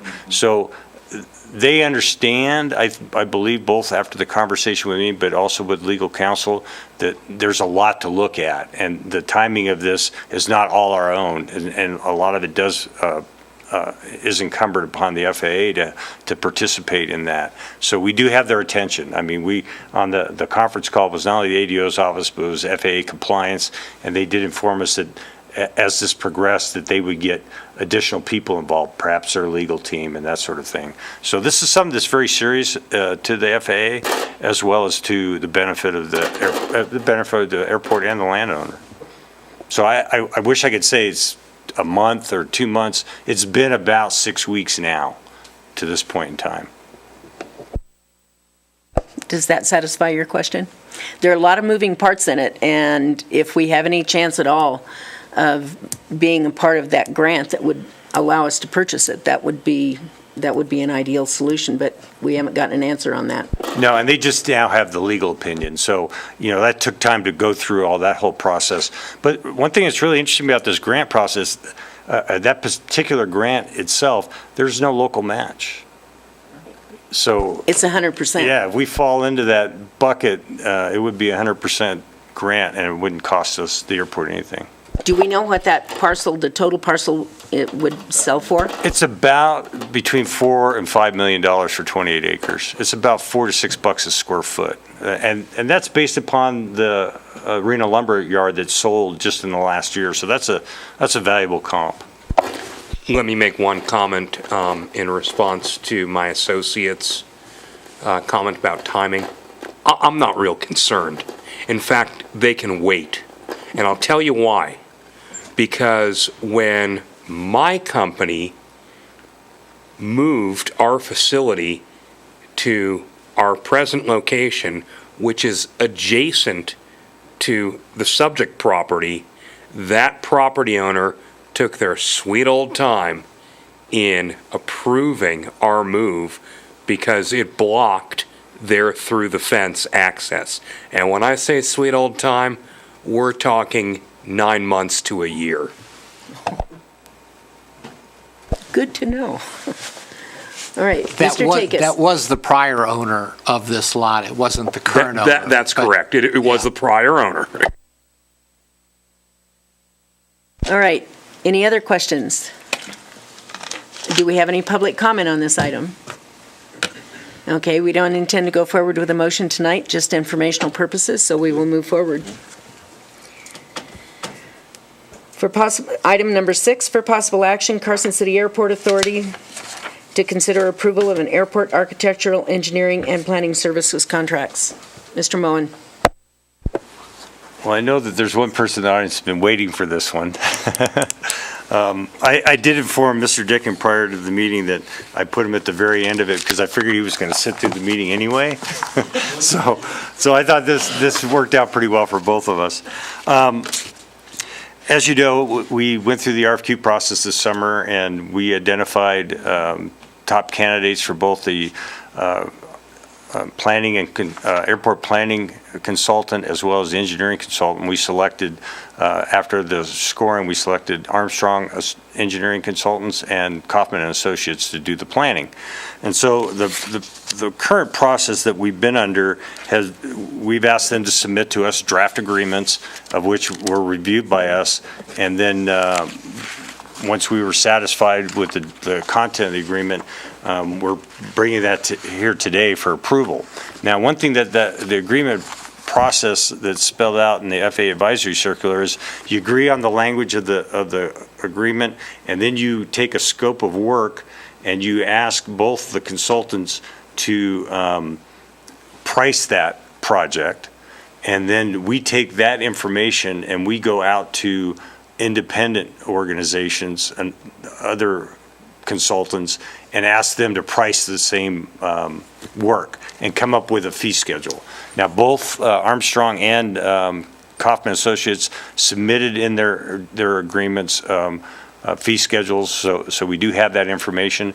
But currently, Armstrong is working on the scope of work of the perimeter fence, which is our next project on our ACIP. And then as part of that, Kaufman Associates is working on the environmental piece of that. So one thing that, in my discussions with Mike Dickin and Chris Knox, was in the airport planning world, they're doing all the bulk of the work right now with the master plan, Kaufman Associates is, and they're a subcontractor to Atkins. Theoretically, there could be very little work for Kaufman to do once that plan is adopted and in place. And it was suggested by Armstrong that we look towards Kaufman to do the environmental type work to keep them engaged in the process. And where Armstrong's certainly capable of doing that. But I thought that was a great suggestion to keep the two teams working together on these items. And so with that being said, legal counsel's reviewed the agreements. We've adopted the format of both of the Kaufman agreement for both for a couple of reasons.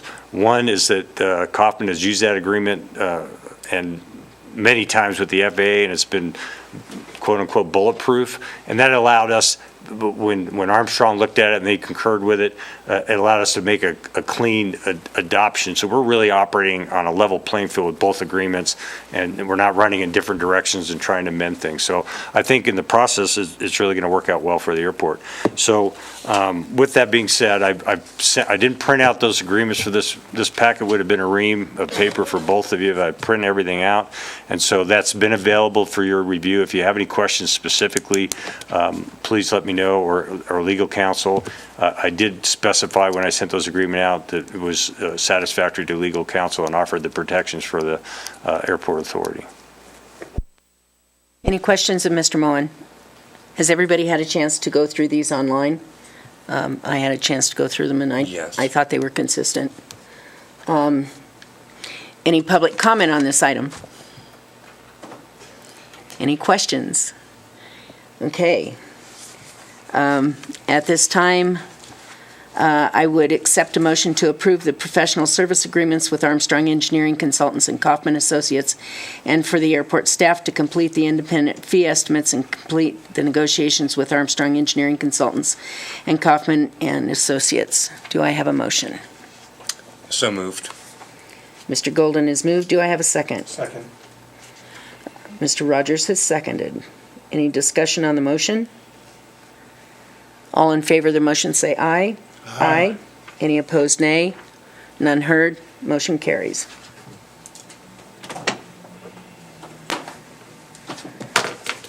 Okay, moving on to item H.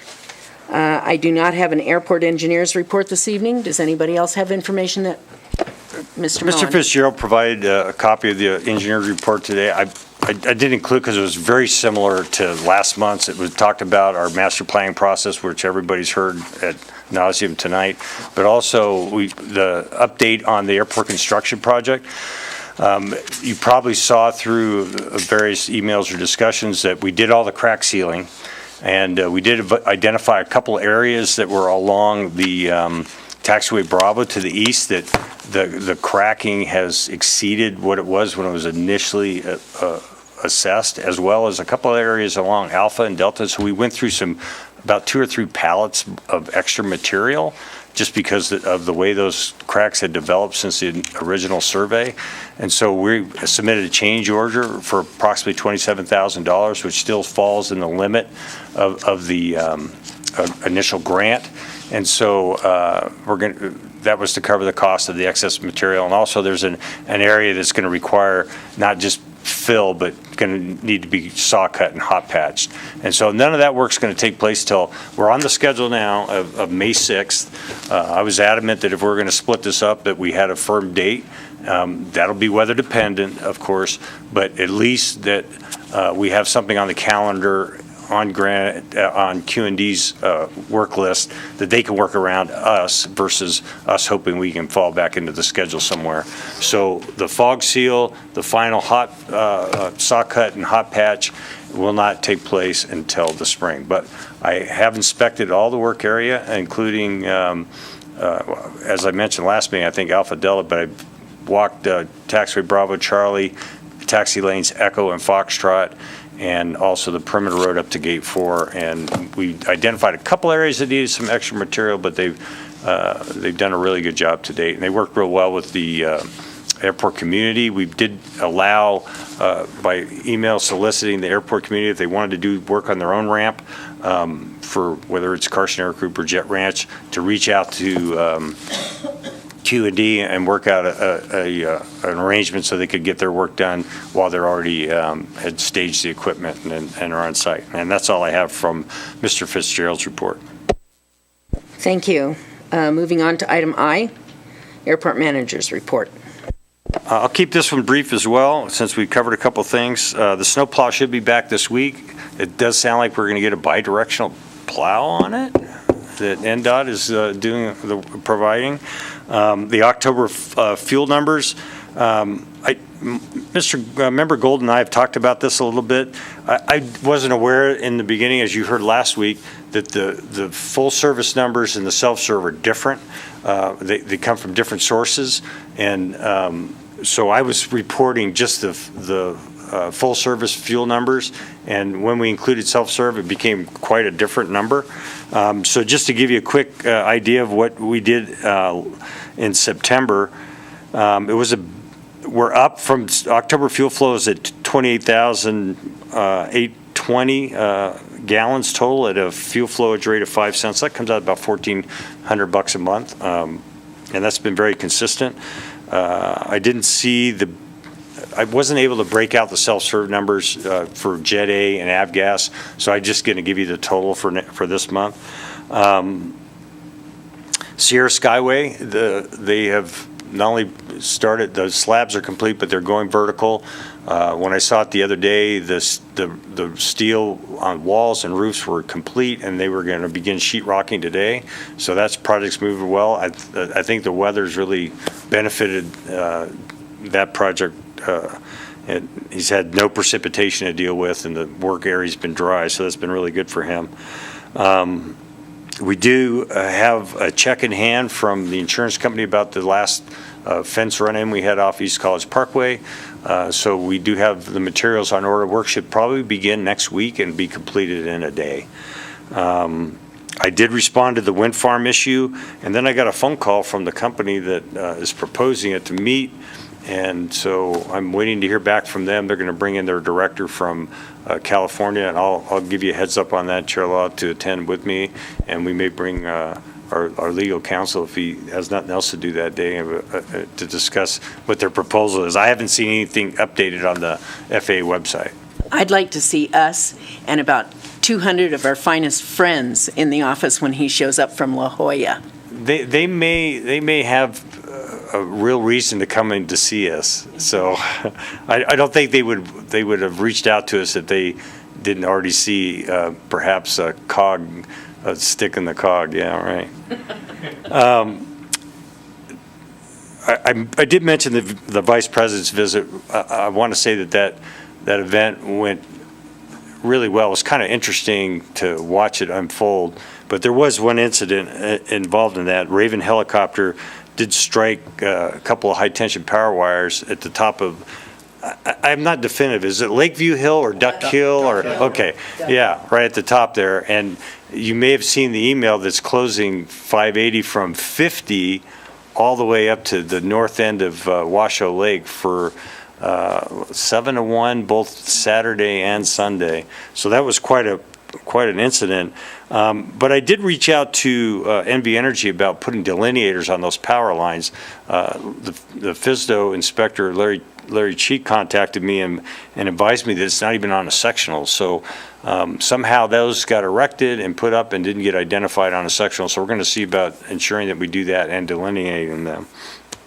But the Raven helicopter was present for the motorcade as it was going from Carson to Rio Carson, and they didn't have air cover on that last 30 miles because of the little incident. It created about a 5-acre fire, but was quickly put out. Nobody was injured, so that was all good. But that's all I have. Would you like to also talk to them about the meeting we had with the fire department and the... Thank you, Chair Law. I did totally forget that. Chair Law and I sat with several members of the airport or the city engineering department and the fire marshal about numbering, lettering, addressing airport hangars. And this has been presented to the airport for a long time. Council Takis alerted me to it very early on, and I've had a couple different meetings with them. What they seem to have circled back with is that their emergency dispatch system without an address to find the needle in the haystack where maybe somebody's in his hangar and he has a heart attack and he may not be making the call, but it could be somebody that's with them and not know where they are. Chair Law and I did go to the emergency dispatch center and were able to observe their system. We had Gary Province make a phone call from the airport, and it shows up in the general area of the airport on a cell phone, but it didn't give you an address. And so what they want to do is they're proposing something that they observed at Minden, where you actually give street names to these various hangars, and they are numbered appropriately with the right size numbers that meet the city municipal code, and that would allow somebody that's not familiar with the airport layout to tell a dispatch where this hangar is, where the incident occurs. If it's a fire, they said, we'll eventually figure it out. But if it's a medical, it could be, hit and miss to find that location. Now, the critical piece of information that came out of this is it does not require hangar owners to re-record their deed of the hangar. So the assessor said, hey, we're just going to use APN numbers for that. We don't need to have a street address. Right now, everything south of the airport certainly is 2600 East College Parkway. There's some stuff off of the north end that's listed as Arrowhead, But beyond that, there's just not a good nomenclature together for proper numbering. So they're going to submit to us some proposals that are laid out with each of the hangar rows. We're going to look at those, see if we have any suggestions. We're going to socialize it with the tenant community and emphasize that it's not really the airport that wants this, it's for them. And if we did have a discussion with a group of tenants that showed up for a construction meeting, and they were all like, what's the problem? So there may be issues that arise as we step through this, but I think the city has done a really good job of determining that they're going to make this as painless as possible by not requiring people to go in and record deeds and make changes like that. But you'll have to notify utilities, you'll have to notify, if they get mail there, which most of them don't. Most of these hangars on the older side may have had phone lines in some of them, but those are immaterial as you move forward. The only reason anybody has probably a landline now is it's bundled with their other services of some nature. So, but that's the quick wrap up of that. The main outcome from that, as far as I was concerned, was there will be a placard put on the end of each hangar building that will give the taxiway or the alleyway that it's adjacent to, and it will list, using the city's markings, where approximately that block is in reference to all the other numbers in town, and then it'll give the unit numbers. Some are this way and some are this way, and it'll go on the end of the building. So we will have some cash outlay as far as the Carson City Airport Authority is concerned to mark those buildings appropriately, but it won't require that the people who actually have the hangars have any large expense other than putting a number on the front of their hangar. We'll negotiate that. Yeah, and that's true. But I don't see it as a huge outlay, but as far as the safety for the people who are there who may suffer a medical emergency, it is important, I think. So it was a good meeting. They seem to be very cooperative, and we'll go forward with that probably at the first of the year. Our treasurer, moving on to the legal counsel's report.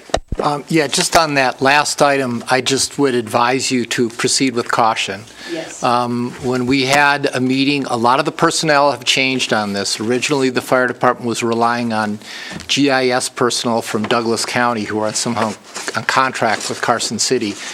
And the meeting that we had with the airport community was, it was a pitchfork and torch meeting. And so that is what you're working against. And the fact that you're suggesting that it's solved in some respect because they don't have to re-record something, it's ludicrous to think that anybody would be asked to re-record something. What you're asking them is to change from the information that's in their recorded lease.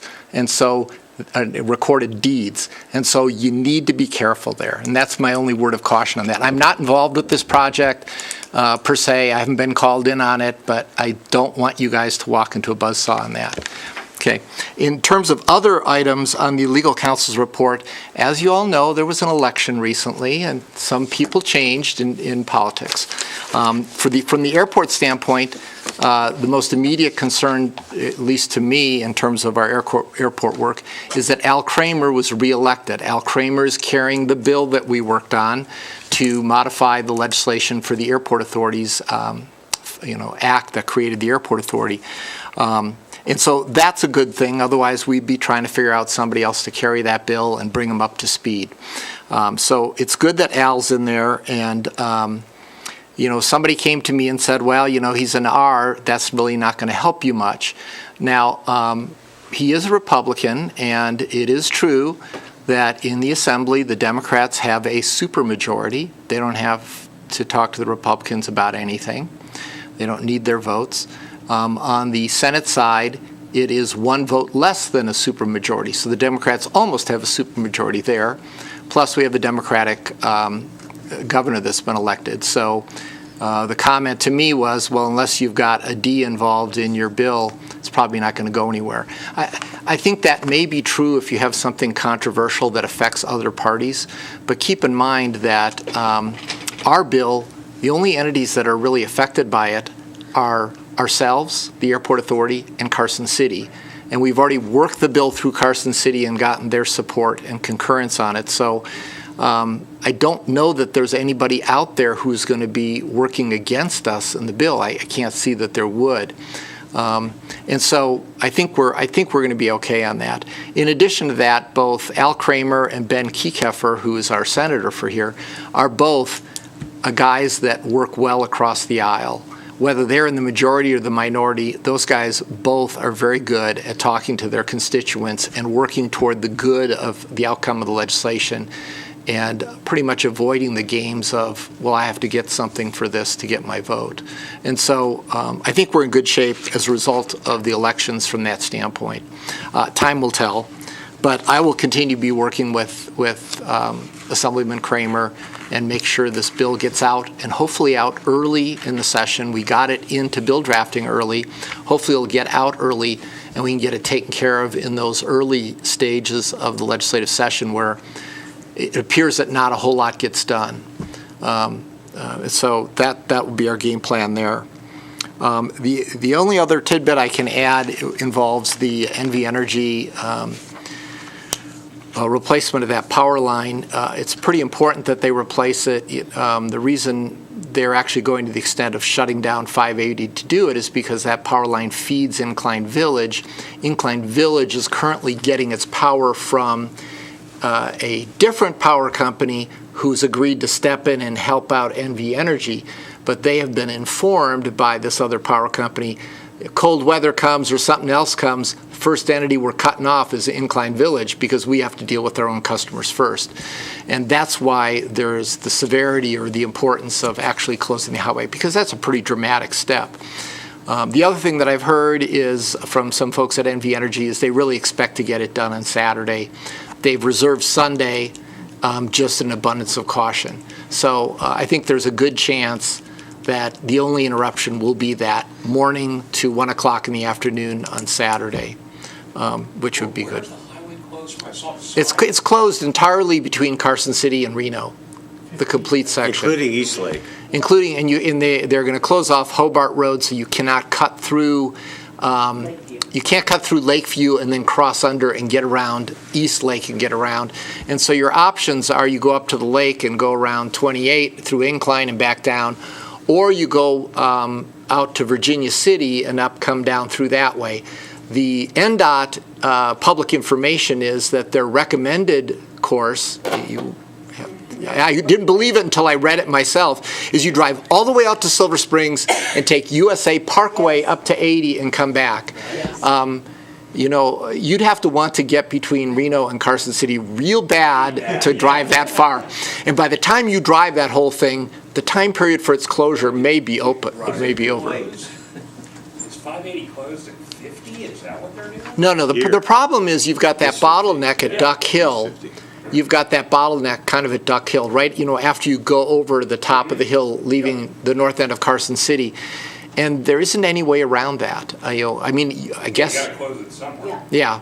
And when you close that, then you realize, there really is only one highway, between the 2 points. Oh, well. But that's good. And then, Fly up there. Yeah.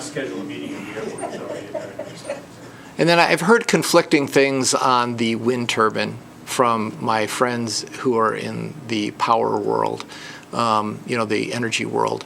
I've heard that they're floating these ideas all over the place. The same group is just trying to see where it sticks. But you hear those things. I think you still got to take it seriously. That's a whole lot of wind turbines. I have to believe that their game plan is to generate 70 megawatts or more, and if they do, then they need to get a utility environmental permit from the Nevada Public Utilities Commission, which provides yet another place for us to step in and oppose it, because that utility environmental impact permit also involves the impact on not just the environment like we think of the plants and trees and animals. It also affects how it affects people and industries. And I've been through that process before, and it's a difficult process to get those permits. I've applied for them before, and it was a long road, and a lot of people you have to satisfy. And so I'm thinking that if they are going through with that project, we will have opportunities there to plug that hole and try and make sure they don't go there. Having large wind turbines near an urban center is really stupid to begin with. I mean, yes, you're close to the load that might be using them, but you're also close to the people who are going to be so completely annoyed by both the sound, the effect on the environment, and the visual aspects. There's a string of wind turbines that go up one of the ridges on Maui, and it's never bothered me, and it's away from all the people, but it's in your view. And I cannot believe how many people approached me when my parents were still alive and living there. Every time I was there, they would tell me, "Isn't that ugly?" And it was like, okay. And now you're going to build them right next to a city of, almost 300,000 people. It doesn't mesh. And I think part of it is you've got people running it who are from La Jolla, who are maybe not that familiar with this area. And it looks like when you actually look at the legal entities that are involved, it actually looks like it's a Swedish company and it's Swedish funded. And they may be even farther removed from the environment.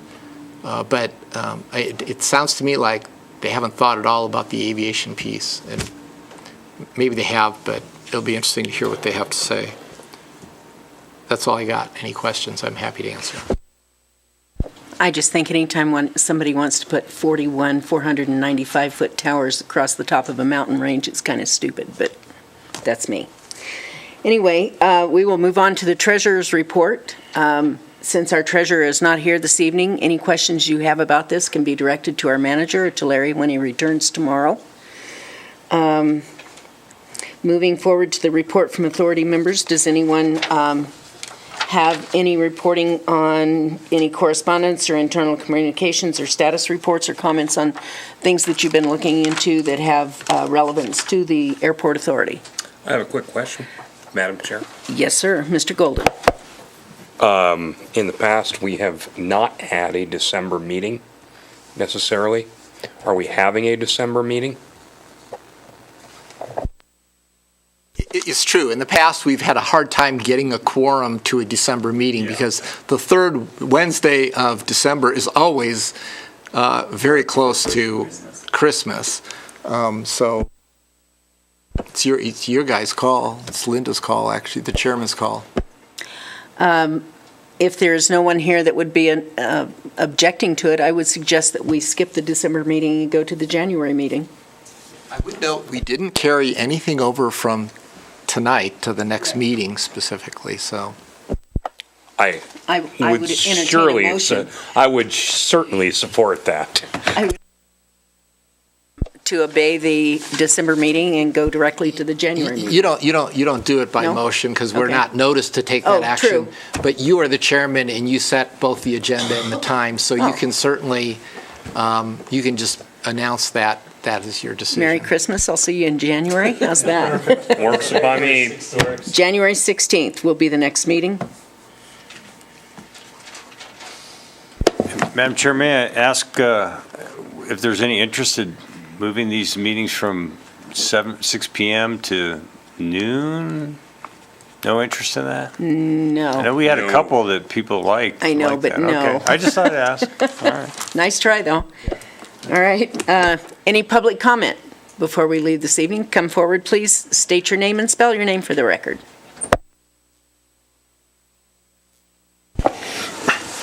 My name is Mike Dickun, D-I-K-U-N. On behalf of Armstrong Consultants, I want to express our gratitude and say we're very, very excited about working with you.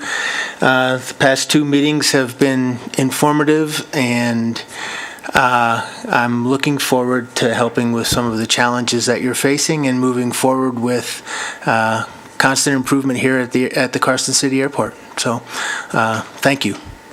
We appreciate your being here. Thank you very much. We look forward to the relationship. Any further public testimony at this time, or public comment? Seeing none, items for the next agenda, if you have some, please get them to our manager before the next meeting in January. And I think that moves us to the adjournment. Any comments before we adjourn? None heard?